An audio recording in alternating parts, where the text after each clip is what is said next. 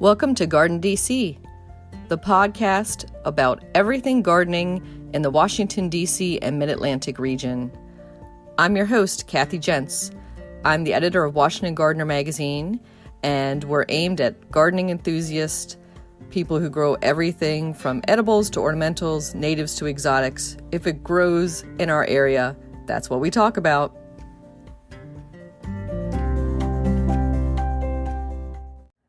Welcome to episode 157 of the GardenDC podcast. In this episode, we chat with herbalist Susan Belsinger all about growing ginger and turmeric.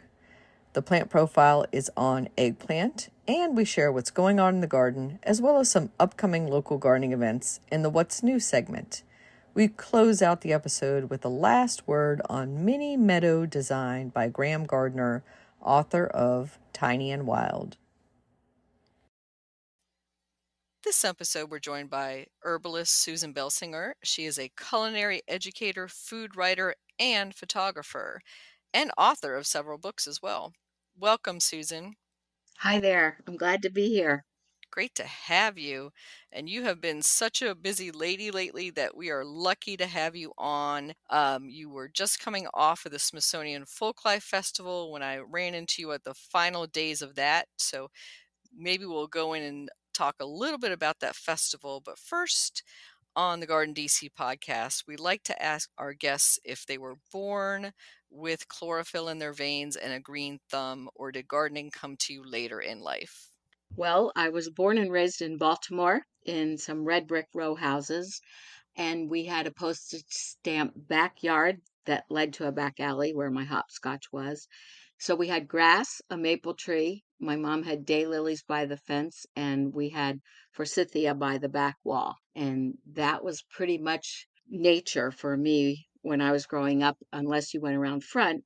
And she had some low growing conifers by the front porch, and she did have lilies of the valley under them and grass. So I had a push mower, the kind that just rolled around, and it only took about 15 minutes to cut the lawn. So it came much later in life to me. When I moved to Howard County is actually where I first started gardening.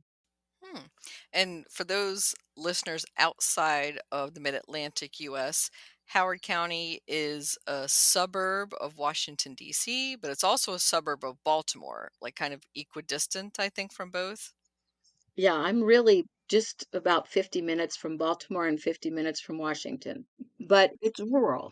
hmm It's rural. It all used to be farmland out here, and of course now there's developments, but we still have, I have woods and a river and, fields of wildflowers and things. So I am out here. And the one thing I know Howard County most for is the annual Sheep and Wool Festival. Yes, that's a very popular event every year at the Howard County Fairgrounds. hmm And so, how did you get into herbalism, starting with that urban Baltimore background? Well, I moved to the Howard County in the 11th grade, and I still wasn't really into gardening. We had an acre, so we had a much bigger backyard. But I went to Europe and North Africa, and in the Medina, in the souk there, I went down streets full of herbs and spices, and I was astounded because I grew up in an Irish German household. So my mom had dried parsley in a little McCormick can, and she had oregano and nutmeg. Those were her main things to use in cooking with spices and herbs. So I was really dumbfounded, overwhelmed. It was a sensory overload, and I wanted to know about those things. So I went to the bathhouse on the Woman's Day in the little village I was staying in, and I met a woman who could speak Spanish, and I asked her about the herbs and spices. And she invited me to her home to meet with her mom, who was a cook.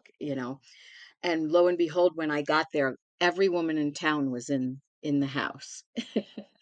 So they sort of took me under their wing, and anytime they cooked something special, they invited me over to watch, and that's where I started. I bought a notebook and I started writing recipes with herbs and spices. So then from there, I went to Italy and I ended up living on a biodynamic farm there for about a year, and we grew everything. And going up the mountain, it was lined with bay trees that were 30 feet tall, and we had rosemary hedges and sage, and they grew basil. They were totally self-sufficient.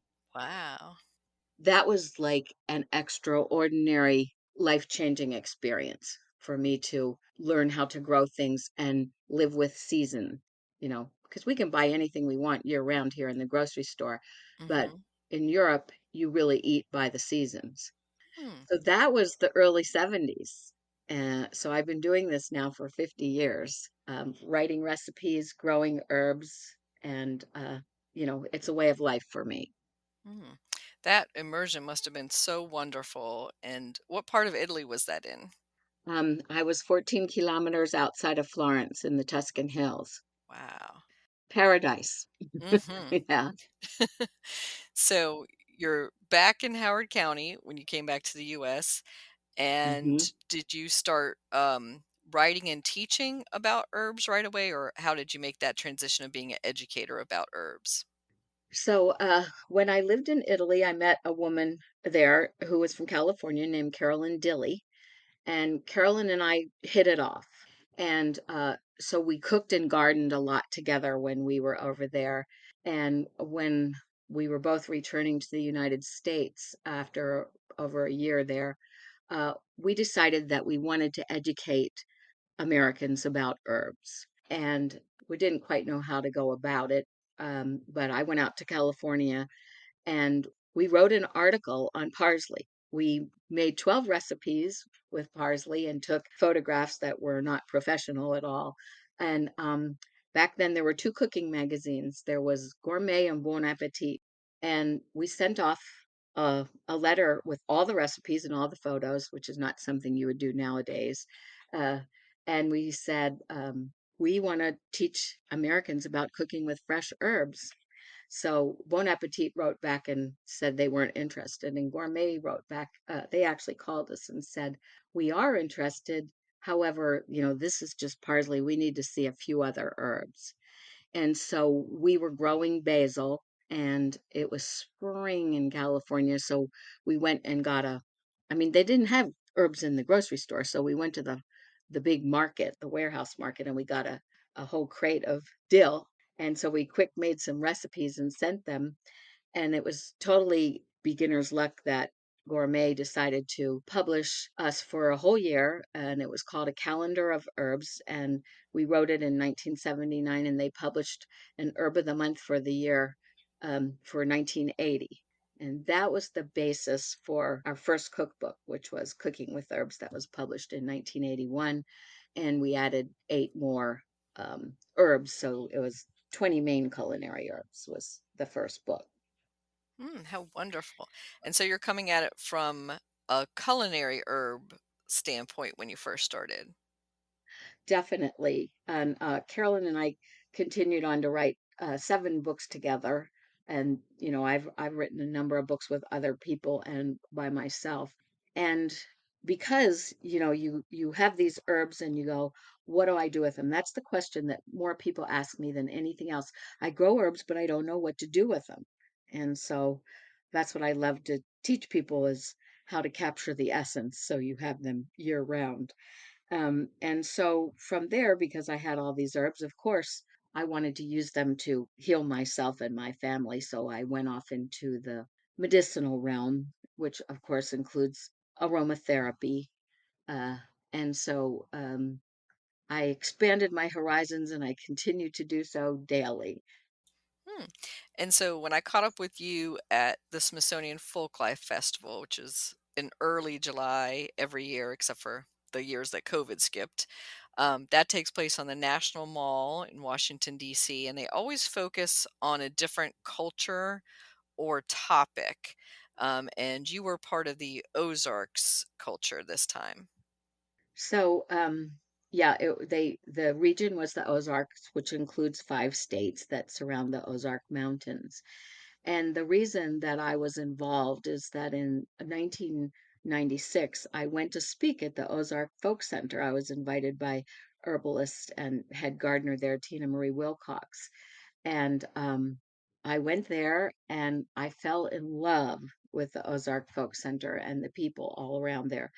There's a sense of community in the hills there that we don't have in big cities here. And it's absolutely gorgeous. There's rivers and all kinds of wonderful things to forage. And so I've been going to the Ozarks every year since, and I teach folk school there twice a year. And I do medicinal herb seminars and foraging hikes into the wilderness. And so I have dear friends. It's my second home there. And I was sort of a liaison for the Ozarks living in outside of DC. We probably dug about half the plants in the teaching and vegetable garden from my property here and Wow. potted them up back in March and April. And then, when the poke was only a foot high, and we dug everything up from dandelions to plantain and violets. We dug weeds because we wanted to show them those things too. And then we took a truckload to the Smithsonian facility, and they kept those things alive and, planted them up into bigger pots as the season went on, so that the poke was 6 feet tall and it had berries and blooms on it for the teaching garden, which was really fun that we could work it out. Hmm. Yeah, it was quite impressive. The garden is a temporary one, and it's in, one of the worst weeks as far as heat and humidity. To be out on the National Mall and you're out there kind of in the open, a little bit under some of the side trees, right? And you have some tents for protection, but otherwise you're kind of just out there. And so are the plants.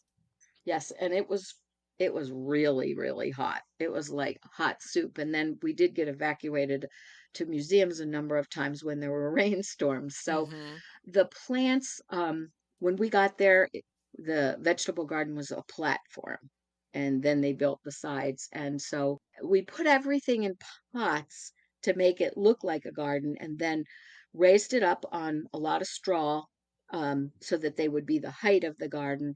And then uh, we were fortunate to get a lot of zoodoo, uh, which had great elephant balls in it. It was really fun to have that because elephants, if you think about it, they have a poop that looks like deer poop or rabbit poop, only much bigger. Hmm. So we got to handle a lot of zoodoo, and we put that on the pots to feed them while they were there. And then once we got everything sort of situated, we covered everything with leaf mulch. And we actually brought one of our volunteers brought buckets of leaves so we could make the woodland forest. We spread leaves and we spread mulch, we spread moss and things like that. We brought mossy rocks that we kept watered and to make it, so we had a woodland and we had a meadow and we had a waterfall. They brought a ton of limestone rocks to build the waterfall. So it was really an enormous feat and it was much bigger than I anticipated, but we pulled it off. Hmm. Yeah, I enjoyed that, especially the waterfall. I thought that was very evocative of a mountain stream. So that kind of placed you there in the Ozarks and it kind of made the a placemaking element that was really nice there. So how was the interaction with the general public there? Did they ask a lot about your herbs or culinary or medicinal uses? So people, I would ask people, the visitors, where they were from, and they would ask me, where I was from, where I lived, and everyone was always surprised that because it was an Ozark event, that I was from Maryland. So I talked to them a lot about how here we are up in Maryland, D.C. area, and if you go really south and then some bit west, once you get down there, Arkansas, where I go, is 1,000 miles away, but we're both zone 7. The zones drop down. Mhm. And so there are many very similar plants. Of course, they have plants that we don't have, but many of the plants were the same.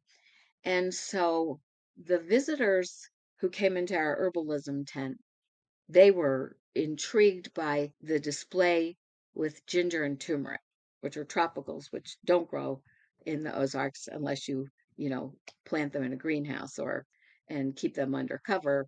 But in the vegetable garden, we kept all of the weeds at one end, you know. So we had burdock and we had tall mullein that was in bloom, and we had a lot of lamb's quarters and perilla, you know, garden weeds. And people probably ask me, I mean, of course, they asked about the three sisters because we had the corn and the squash and the beans, and, you know, we had tomatoes and a lot of basil and all kinds of herbs in there. But they loved that poke and that mullein. People were intrigued by that. And probably I got asked more about the weeds than about the vegetables. That makes sense to me because that would be something that they would come across maybe in their own yard, that they see growing on the side of the road, and they're like, wait, there's a use for this, or I can actually make something out of this. And so I did. One of the programs I did was called Garden Sass, Goodness Gracious, Great Gobs of Greens. And so I harvested the greens, you know, and the lamb's quarters and the violet leaves and and we also used collard greens because of course collard greens are the most famous green in the South. But I put a lot of the foraged herbs in with them and wilted them down with, you know, onions and garlic and some olive oil and some hot red pepper vinegar we sprinkled on it. That was one of the cooking dems that I did because it was great to be able to go to the garden and be able to harvest things and show people on stage. And, you know, we were out in the garden when we weren't on the teaching stage and showing people how to harvest things and telling them what they taste like and, you know, how to safely identify your wild weeds. And so, because a lot of those plants were dug from your garden this spring, did those go back to your garden, or what happened to them after the festival? So, I took a lot of the vegetables back. I sent things like the burdock, the nettles, and some plants back on the truck to Arkansas for folks who didn't have those in their yard. The gardeners from the Smithsonian came and got, there were like 20 or 30 jewelweed plants because they wanted to put it near in a damp water feature that they had on the mall. And so I did leave behind things like the plantain and the dandelions because I have plenty of them. And so we did leave things, and volunteers were invited to come and take plants and invite their, you know, their garden club friends or their whomever who might want plants. So I'm hoping they went to a good home. But no, I did not bring home that big old poke because I would have had to dug a really big hole and I got poke all around. So uh, maybe it went to a good home and maybe it became compost. I'm not Hmm. sure. Probably. So let's talk a little bit about your home garden and what you grow. So I'm imagining that you're growing a lot for the classes you're giving. Yeah, I have the vegetable garden's about 100 foot by 100 foot, and so I have, you know, of course, I have a row of tomatoes because I can't live all summer without tomato. I make a tomato sandwich every day in the summer. I love tomato sandwiches. Hmm. And I have a row of hot peppers, and in the spring, you know, I start with couple rows of salad greens, and actually, right now my kale is I cut it back earlier in the season, so it's flourishing again.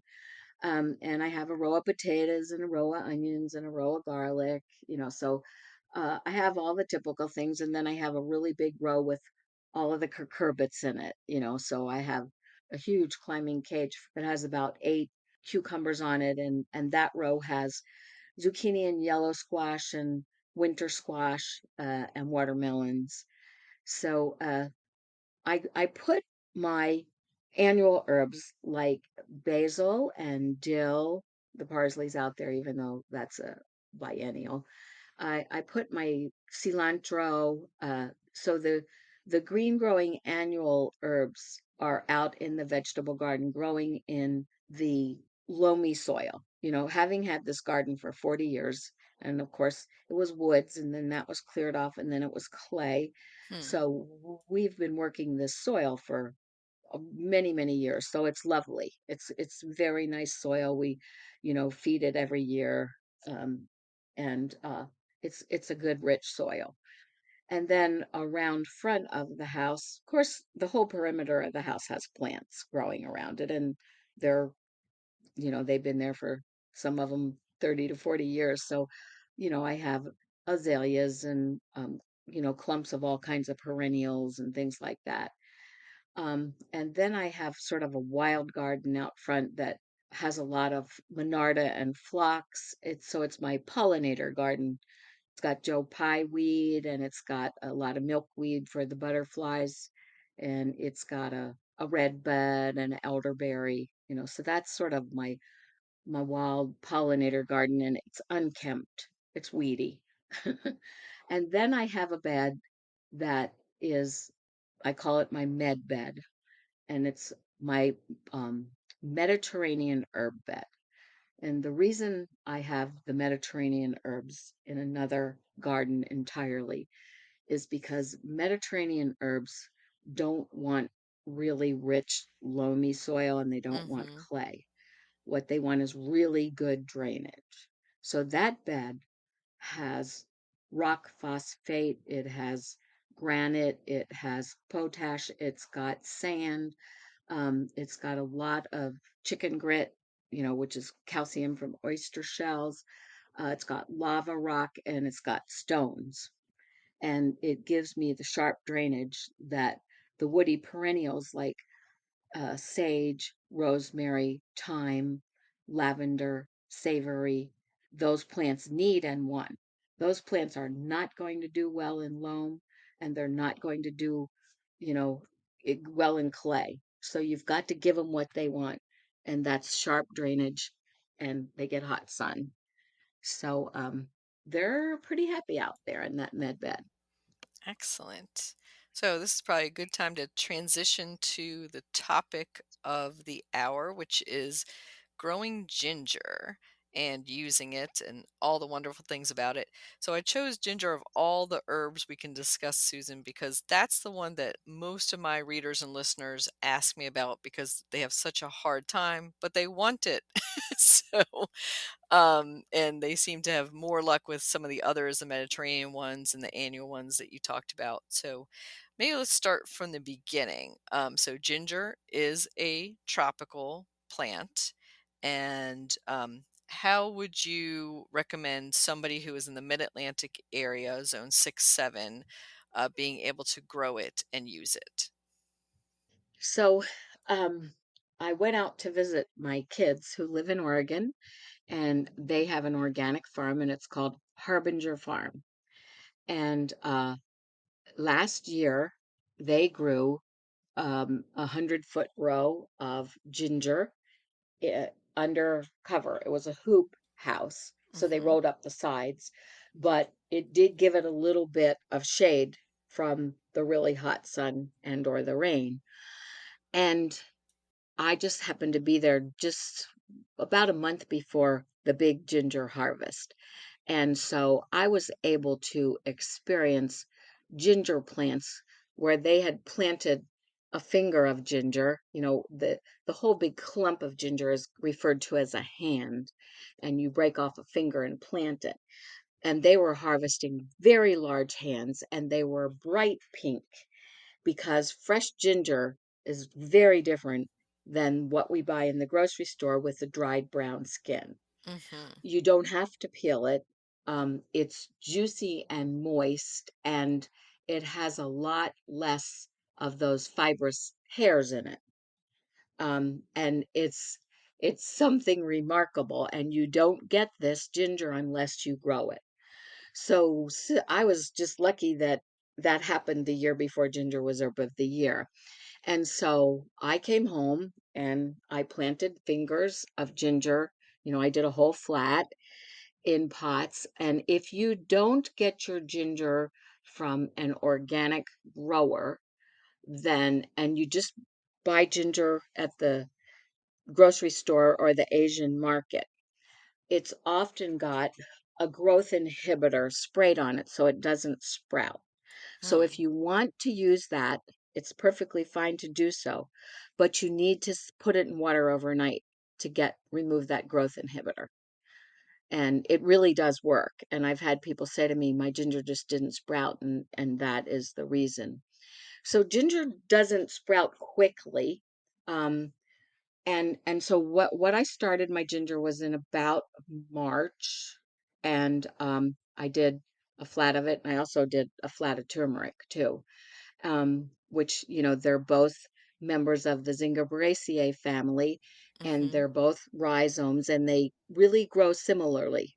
They have the same growing needs. However, turmeric takes a lot longer to germinate than the ginger. It was what I have found. Hmm. So, I planted them in a soil medium, part something like Pro Mix, and then I use humus or compost. Um, so it would be nourished at the same time. And I did, oh, I guess they were 4-inch pots, so I could lay the ginger on its side. And you want to plant it about an inch or so deep, put about an inch of soil on top of it. And then you need to keep it watered well uh, when you want it to sprout because the dried skin, they have to swell the rhizomes. And so what happens is uh, it doesn't really want to sprout until it's hot because it's tropical. Uh, and I had it on a heat mat in my greenhouse. But if you didn't have a heat mat in a greenhouse, then probably you're going to want to plant it in about April so that once it turns warm in May and June, it's going to sprout for you. Mm-hmm. And mine is all outside now. I did overplant. I have a lot of different kinds of ginger. I have some ornamentals, and I have 2 or 3 kinds of different organic ginger. It's Zingibera officinalis, but I they're from different sources. Some is from Hawaii, and some is from Maryland, and then I had some of Lucy and Matt's ginger from Oregon. And so once it sprouts, it grows quickly then, and you get a green stem, with leaves. Turmeric leaves are bigger than ginger ones. And what you have to do is because it's growing, you have to go up to the next size pot and even a third size pot during the growing season, unless you put it in the garden. So mine, I would say I planted about 70% of my ginger out in the garden because I'm going to get bigger hands because it's in free soil rather than being in a pot where it can only get as big as the pot, so to speak. I call um, anything, whether it's an herb or ginger or turmeric growing in a pot, that I'm growing it in captivity because indeed I am. Mm-hmm. So they don't get as big in pots, but don't be discouraged if that's all you have. Grow it in pots for certain, because one finger is going to be a hand by the end of the growing season. So the life for a ginger rhizome is about 9 to 10 months, because once it gets cold and your foliage starts to turn yellow, which is inevitable because it's tropical, it turns yellow and sort of flops over. Think of what garlic does. It turns yellow when it's ripe. Um, then it's time to lift the ginger. And what I do then is I lift it and I process it. I do everything from making homemade pickled ginger, which is such a divine thing to have on hand, and I do that by the quart load. I freeze it. I make ginger syrup. I slice it and dry it in my dehydrator so I can grind it. Um, but I save fingers and lay them in pots. And that's early in the season, and they're not going to really sprout. But I lay them in pots so that I only water them about once a month in the winter time. And then when I'm want them to start sprouting in the spring, then I start to water them regularly so that they swell up. Hmm. But I keep them, in the soil so that they're going to sprout for me the next season. So I'm keeping, a continuation of these rhizomes. Hmm. And the ones that are in pots, are you keeping them in a sunny winter windowsill or are you keeping them somewhere else? So I am keeping them in my greenhouse, and my greenhouse is the south side of my house. And it's a passive solar house and we heat by wood. So in the wintertime, the greenhouse can easily be 45 degrees. It's not Hmm. heated. Mm-hmm. And so they're not going to sprout at that. They're going to sit there. And so you don't want to overwater them because they'll rot. So I do keep them. A lot of them are on the floor. They're not up on the potting bench. And then when it's starting to get spring and the sun is shining, then I'm going to lift them up, put them on the potting bench and start watering them. Hmm. And yeah, I've seen some local farmers who are starting to grow ginger and turmeric, and they're doing the same thing that your son was doing, which is having them in hoop houses, which just have basically the shade cloth above, planting them directly in the soil in rows, and then I guess harvesting towards the end of maybe September, October, that period, and then harvesting maybe a few from the market as they go. And then I'm imagining they're not letting them winter over in that hoop house. They're gonna pull all the rest.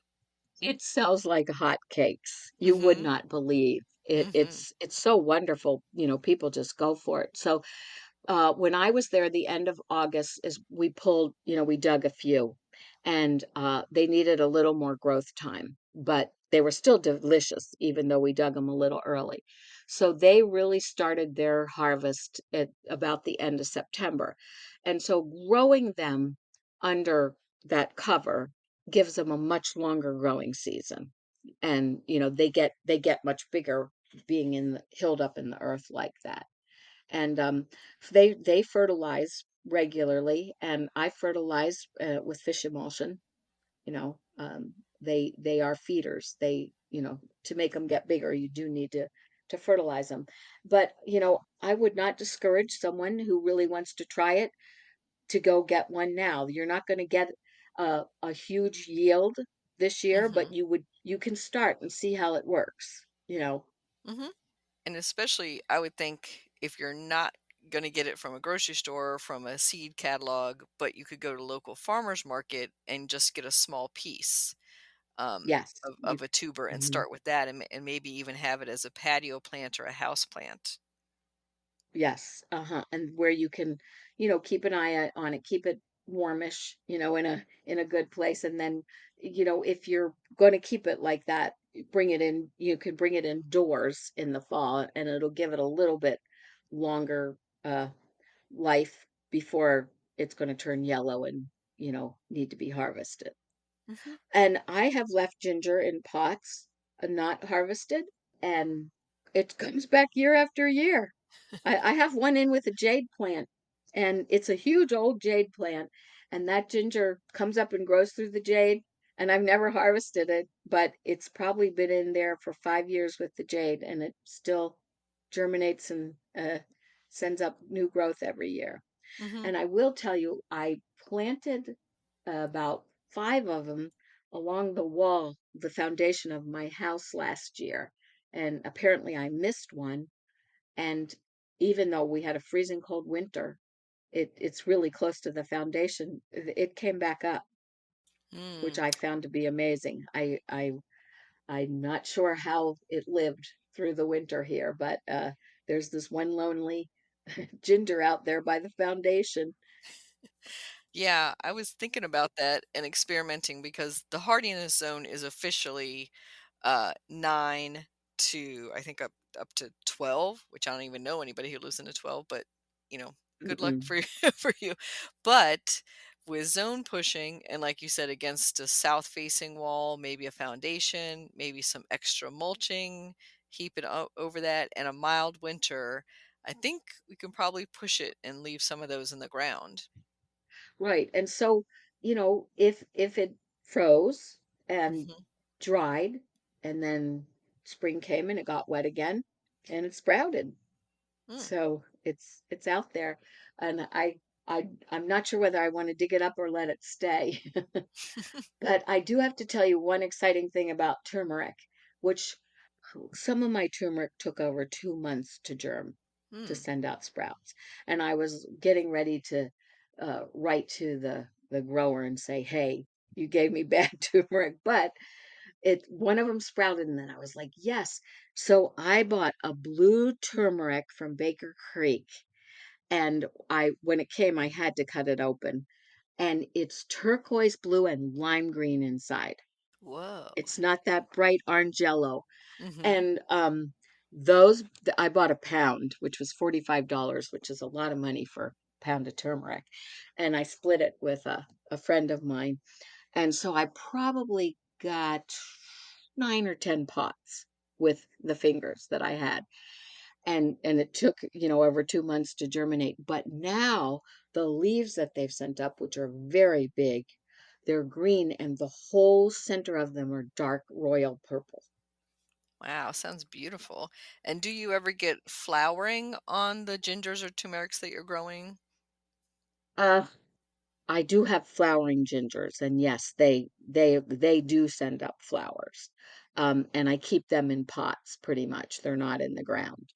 And I have had a couple flower, but mostly no. I mostly don't get flowers.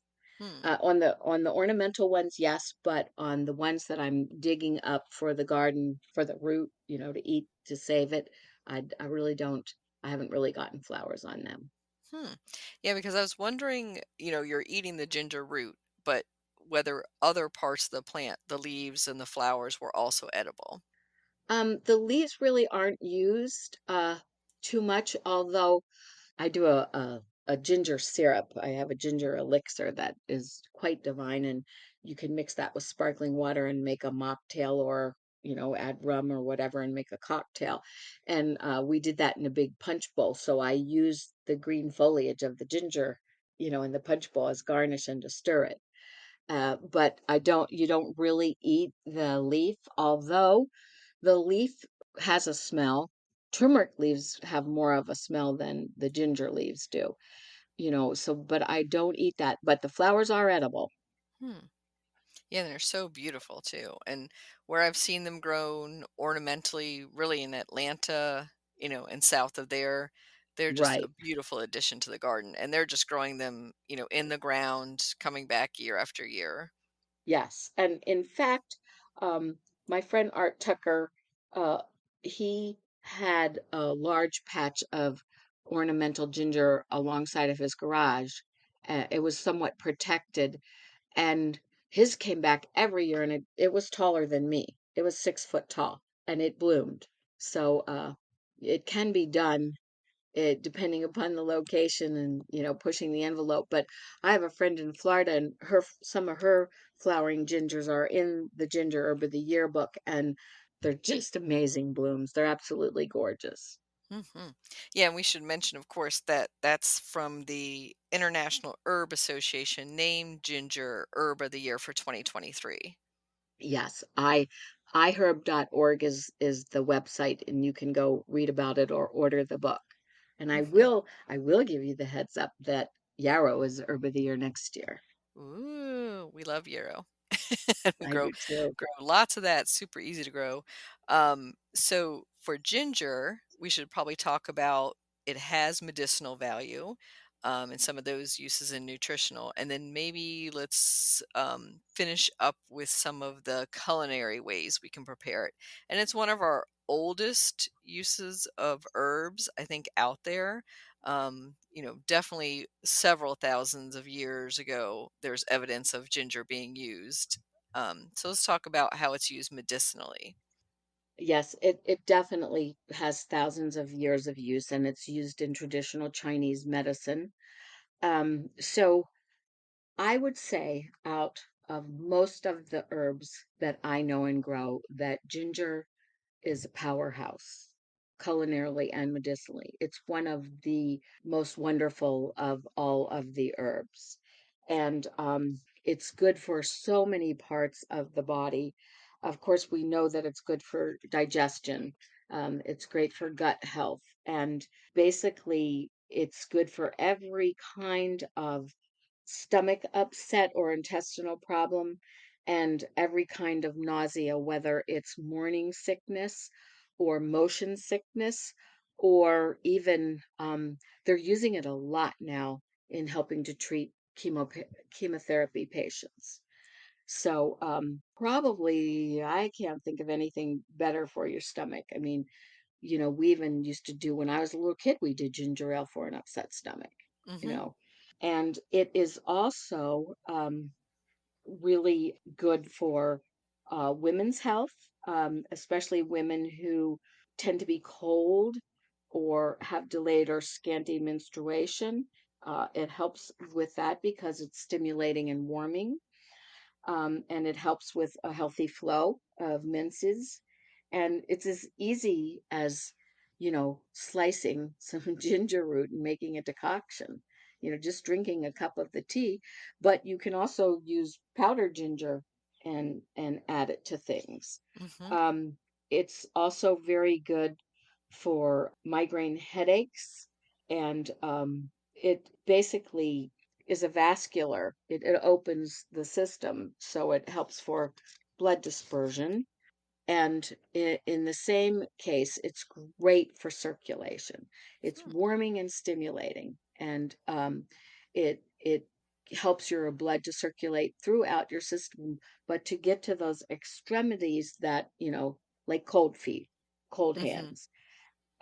So it's very warming, and I do use it topically in oil. I make a joint ease oil for arthritis, and it really helps me with that. But I also put it in the tub for warming situations, so you can rub it on your body. You can drink it. Not, you're not going to rub it on your body straight. If you're using a ginger essential oil, you have to dilute it in a Mhm. carrier oil. um, so it's really wonderful for that, and again for being cold, and best of all for seasonal ailments. I mean, ginger is going to knock a cold or a flu out. It's great for any respiratory kind of problem, and it helps. It makes you sweat, uh, so that's going to also help get toxins out of your body through your skin. And I'll tell you what, when I had COVID, I made ginger decoction and drank it every day throughout the day, and really it alleviated its symptoms. Mm. And I'm sure it helped my duration to be much less. Mm. So I pretty much keep a decoction of ginger root in my refrigerator, and I can drink it with no sweetener or anything, but most people like to sweeten it with a little honey and maybe put a little slice of lemon juice in it. It goes so well with lemon. But I'm working on inflammation in my body because I do have arthritis, and taking that ginger decoction and using it in an oil on my joints and putting it in the tub. I love to take baths, has alleviated my symptoms enormously. Yeah, it's wonderful to hear. And I was going to say, I'm glad you mentioned sweetening it because I love candied ginger, especially for motion Mm, sickness. Like if I'm going to be on hmm a long flight, I'll always bring some of that. I'll get that usually at an Asian market, and have that in my pocket to bring along. Or those now ginger candies they have in the little Right. wrappers. Those work well too. Yes, I always carry them on an airplane or on a car trip. They're wonderful. And I make elderberry shrub and elderberry syrup because it's an immunostimulant, but I've been adding ginger root to those. Hmm. So I'm getting the double whammy of of good health for flus, the winter season, sore throats. And to be honest, one of the singers at the Folklife Festival lost his voice, and they came to me and they said, "What can we do?" So I gave them the shrub with the ginger and the elderberry, and I added a little of my hot pepper shrub. I make a fatale shrub. So a shrub is, made from apple cider vinegar and honey. And they came back the next day and said, he needs more. But he was able to go on stage and sing. And Good. then I started having people lining up in the morning saying, oh, you know, the smoke in DC made my asthma act up. And oh, I've got a toothache. And I'm like, wait, I'm not the village herbalist. But, you know, I had all those things in, for show and tell in the tent. And so they work. These things Mhm. work. I just think that I'm dependent on ginger as a medicine. Mhm. I use it a lot, and I Mhm. really am dependent on ginger as a food. So I cook with it in savory and sweet dishes, and I drink a lot of it, and I make a ginger syrup. And that ginger syrup I add a vanilla bean to mellow it out, so it's really turns into an elixir, and some lemon or lime, and it makes the most divine ginger ale that you ever Mm. want to drink. Sounds good. So I keep that in the refrigerator and I keep it in the freezer. I freeze a lot of syrups, so they don't last in the refrigerator for more than a couple of weeks. Then they get a cloudy, mothery looking thing in those syrups. So I freeze a lot of them. But when you make syrups from all these different herbs and roots, and I put them in mason jars, and you got to leave a good inch head space because they expand when they freeze. You absolutely must label them, because when you Mhm. take the lid off and smell a frozen syrup, you can't tell what it is. Exactly. Good tip. And yeah, I think that's so wonderful. And then you pointed out that ginger is both a great culinary herb for both savory and sweet. And of course, everybody's familiar at Christmas time and the holidays with use of gingerbread. And sometimes we don't even equate the ginger root itself with gingerbread. I think it's like so disassociated sometimes from people because they just get their ginger, from a little spice jar in the spice aisle at the grocery store. Right. And while that is effective culinarily and medicinally, it's not anything like fresh ginger or the candied ginger. So when I make gingerbread, it's triple gingerbread. It's got powdered, it's got fresh grated root and candied chunks. I go all out, make it really gingery, and I do cookies the same way when I do ginger snaps. Hmm. So I'm getting I'm getting a real dose of it, and Mm.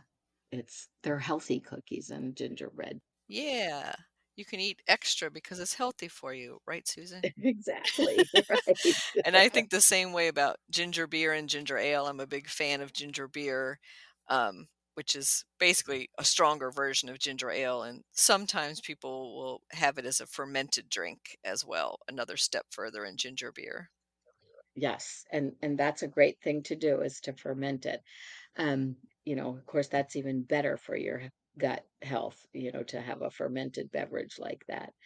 But one of the things that I really love to do the most with ginger is slice it paper thin and make pickled ginger. So basically, you're using rice wine vinegar, a little apple cider vinegar, water. You can add garlic if you want. It's got salt, and it usually has some sugar in it. And then I use the red shiso perilla leaves from the garden, and that's what makes pickled ginger pink, is by because they add the shiso leaves.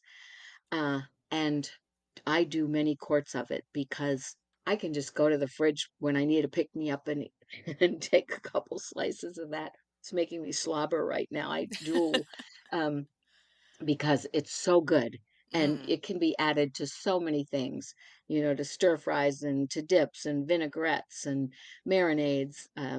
So you really can't have too much of it on hand. And once you give it as a gift, then everybody wants it. They bring their jar back empty for mhm, more. So I tend to put up a lot of pickled ginger mm. that way. And to get that super paper thin slicing, are you using a mandolin? Yes, there's Mm, no other way of getting it so paper thin. mhm, And you want it to be thin, because you want it to be like pliable to put on sushi. You Hmm. don't want a big thick slice that is chewy and dense. You want the light thin one, and it pickles really well that way. Mm, does sound wonderful. Yeah, and who wouldn't want that as a hostess gift? I would love that too. That's wonderful. And so, how can our listeners get in contact with you and find out more?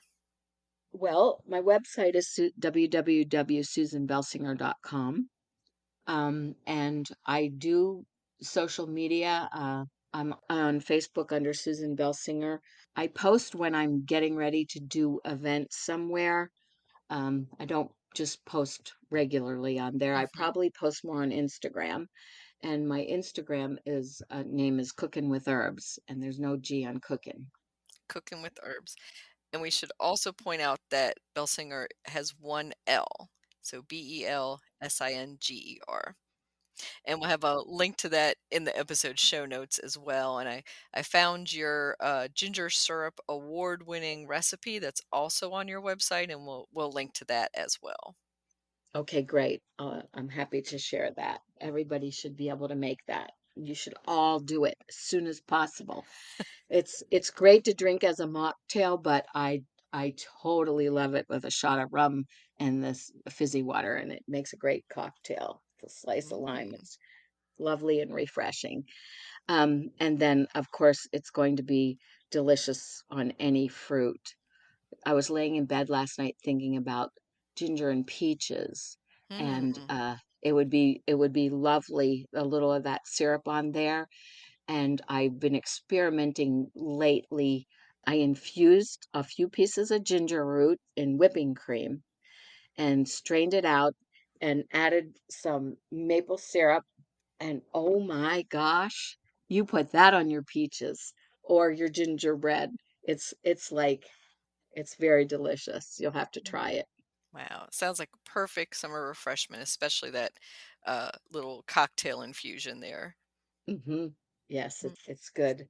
And there's so many ways to use it. I just love to put ginger with miso or tamari soy sauce and a little rice wine vinegar and mirin, and you've got a marinade, or you've got it's so divine. That's so simple. All you do is mash up some cucumbers and slice them and put that over them with a little grated ginger. And it's a divine, very quick, summer vegetable. mm, And it just goes very well in stir fries and things like that too. hmm. And thank you so much, Susan, for sharing all about growing ginger and its many culinary uses. You're welcome, Kathy. It was a pleasure, and I'll come back again if you want. Definitely. I think when you talked about that elderberry syrup, that made me remember how much I love elderberries, and we'll definitely have you back on to talk about those. Okie doke. Want to make your own podcast? Spotify's got a platform that lets you make one super easily, then distribute it everywhere and even earn money, all in one place for free. It's called Spotify for Podcasters, and here's how it works. Spotify for Podcasters lets you record and edit podcasts right from your phone or computer. So no matter what your setup is like, you can start creating today. Then you can distribute your podcast to Spotify and everywhere else podcasts are heard. Video podcasts are also available on Spotify. With Spotify for Podcasters, you can earn money in a variety of ways, including ads and podcast subscriptions. And best of all, it's totally free with no catch. Ever since I discovered Spotify for Podcasters, I feel like I have options like video podcasts, Q&A, polls, bonus episodes. I feel like it's taking my podcast to another level.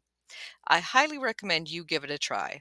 Download the Spotify for Podcasters app or go to www.spotify.com/podcasters to get started.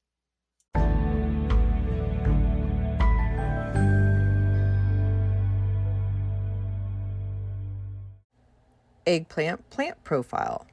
Eggplant is an annual plant that produces edible fruits. It is perennial in USDA zones 10 through 12. Eggplants originated in India and are also known as aubergine. Eggplant fruits are commonly purple or white and can be egg-shaped, long and slender, or short and fat. Most gardeners in our region start their plants by seeds in March, or purchase started seedlings in order to get a head start on the growing season.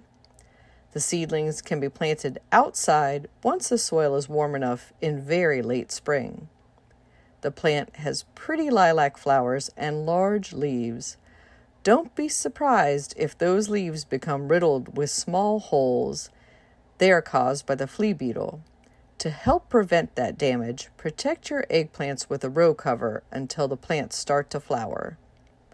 Like its cousin in the nightshade family, tomatoes and peppers, the eggplant will need staking and fertilizing as the heavy fruits start to form on it. Harvest the fruits when the skin is glossy and taut by cutting it off the stem with a sharp knife.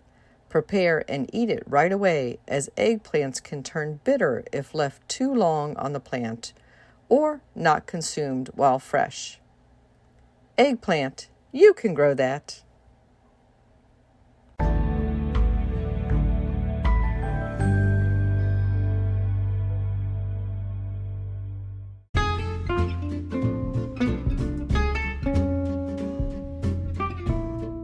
What's new this week? Well, over at the community garden plot, we have our first zucchini and first zinnia blooms. Everything is really popping along now that the summer heat and steady rains have come in. At my home garden, the rudbeckia is blooming along with coneflower, and the first of the goldenrods are opening. I want to say thank you to our latest listener supporter, Benjamin Proshek. Benjamin, it's listeners like you who make this podcast possible. Thank you again for being our latest listener supporter. The July 2023 issue of Washington Gardener magazine has just been posted, and you can check that out at washingtongardener.blogspot.com. Inside, you'll find features including our bird column about how to attract ruby-throated hummingbirds to your garden, a day trip to Zinnia Restaurant, which many of you may have known as Mrs. K's Toll House. Our edible column is on heirloom cucumbers. Our insect column is on daylily thrips. We have a plant profile on bronze fennel, a feature on the founder of gardening and beets, lots of garden tips and tricks to share, and much more in this issue. In the world of local gardening events, a few that you might want to attend include Vegetables for Fall and Winter Harvest, taking place on Wednesday, August 2nd at 7 p.m. in Arlington at the Arlington Central Library, and this is Arlington, Virginia, of course. This is a free in-person talk. No registration is required. It's put on by the Friends of Urban Agriculture and the Master Gardeners at Arlington Central Library. And following that, you can attend on Friday, August 4th, an online talk, Battling Bugs at the U.S. Botanic Garden. That's at 12 noon, held virtually online. You can register for that at usbg.gov. And that talks all about how the U.S. Botanic Garden deals with insect pests through their integrated pest management program. And coming up in August on Saturday the 12th at 9:30 a.m., Art in the Garden at tudorplace.org. You can attend a colored pencil sketching workshop in the garden. Participants explore summer flora, incorporating brilliant hues and with hatching, cross-hatching, and subtraction techniques. All materials are provided. The fees are $45 for members and non-members $55. And again, that's tudorplace.org for signing up for that. And then Washington Gardener Magazine's tomato tasting, I want you to add that to your calendar. That's taking place Saturday, August 26th at the Fresh Farm Market in downtown Silver Spring, Maryland, for a celebration of everything tomato, and that's free and open to all from 10 a.m. to 12 noon. Happy gardening!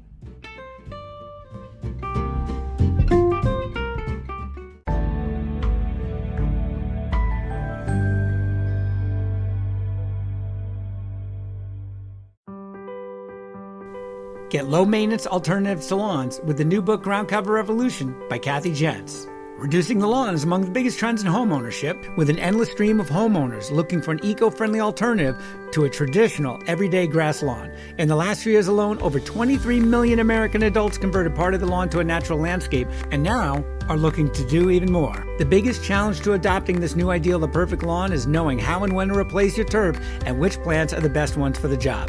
Groundcover Revolution is here with all the answers you need. Included are 40 in-depth profiles of plants that are perfect choices for replacing a grass lawn. There are options for sun, for shade, for dry and wet sites, and for various climates around the globe. There are choices that bloom, options that are evergreen, and selections that are deer-resistant. Author Kathy Jentz has also included an incredibly useful chart that gives you all the details on each of the 40 choices for quick reference and to make your ground cover selection process even easier. Whether you want to replace the entire lawn or just reduce the amount of land dedicated to turf, Ground Cover Revolution will help you usher in a new and improved idea of what a beautiful lawn should be. Available at bookstores now and also at Quarto.com, where you can get 30% off using discount code GARDENING30.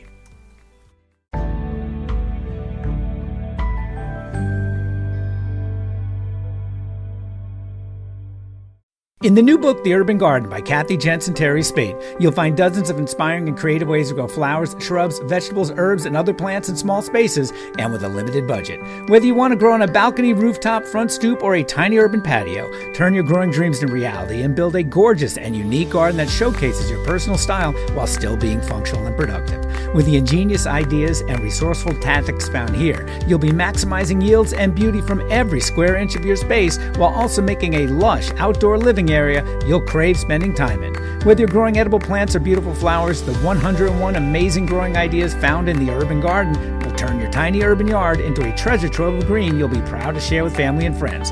Buy your copy today at your local retail bookseller or order it online now at Amazon.com or bookshop.org.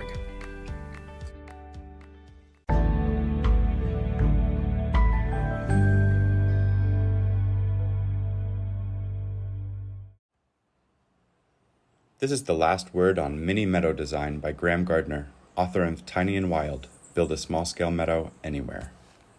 When the book came out, I found myself in Puerto Rico, looking for ways to integrate my 25 years of naturalistic landscape design in the United States with the microclimates and landscapes of the tropics. It has been a dream of mine to one day have a flower farm to provide organic, local, long-lasting cut flowers. As I now have access to land on a friend's farm, I am beginning to integrate the techniques in the book to a boots-on-the-ground project here in San Salvador, Caguas. First, I've begun to clear areas for test plots in full sun. I've weed-whacked the existing pasture grasses to the ground, careful to leave clumps of desirable grasses and grass-like plants. I've then added sailcloths to solarize the areas I intend to till. Normally, I would not recommend disturbing the seed bank in the soil or soil structure. However, this farm used to have cattle.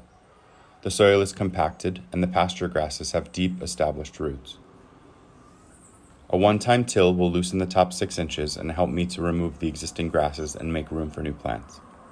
I have also created plant lists using some of my favorite species from the final chapter of the book, as well as those species I have seen at other farms here growing successfully. I've also begun to collect seeds from plants on the property that I think will combine well in arrangements. These test plots will function as founder plots. I will collect the seeds of those species that perform well as I continue to expand the beds and increase the areas devoted to flower farming. I'm selecting species that I think will be successful in the hot, wet tropics. I'm locating these trial beds close to the house so that I can carefully observe how each species performs and be sure that none will present a problem of escaping and becoming invasive. I purchased small plants at the recent flower festival in Ay Bonito, as well as started seed trays from seeds here in Puerto Rico. Once the land has been prepared, I will combine these first species using techniques described in the book. One of the main approaches that differentiates this style from traditional horticulture or agriculture is the tight spacing and layering found in meadows. There can be 20 to 30 species in a square yard of native meadow. My planting strategy is to sort my plant list by height. I will then place each species scattered throughout the beds. starting with the tallest and working my way down to the shortest, until I have a dense, layered planting that looks spontaneous yet considered. I will then monitor for weeds and remove those species that are undesirable as the new plantings establish. I will also prune and edit the desirable species to help them weave together and create a diverse tapestry from which to harvest cut flowers. I'm keeping detailed notes on propagation techniques, germination, seed collection, and pollinator and insect observations. I'm delighted to have found a way to include the whimsical spontaneity of a design meadow with the production of organic cut flowers, and will keep you posted on the results. I'm expecting to learn about the real-life challenges and rewards of flower farming in a meadow style here in Puerto Rico. This is the last word on Mini Meadow Design by Graham Gardner of Tiny and Wild.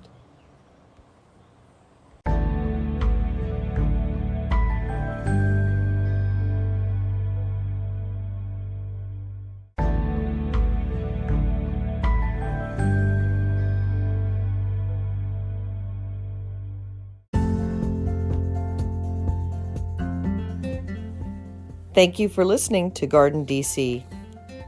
You can become a listener supporter by going to anchor.fm/Kathy-Jentz/support. For as little as 99 cents a month, you can become a listener supporter and we'll give you a shout out in a future episode. Another way to support GardenDC is to go to WashingtonGardener.com and subscribe to Washington Gardener magazine.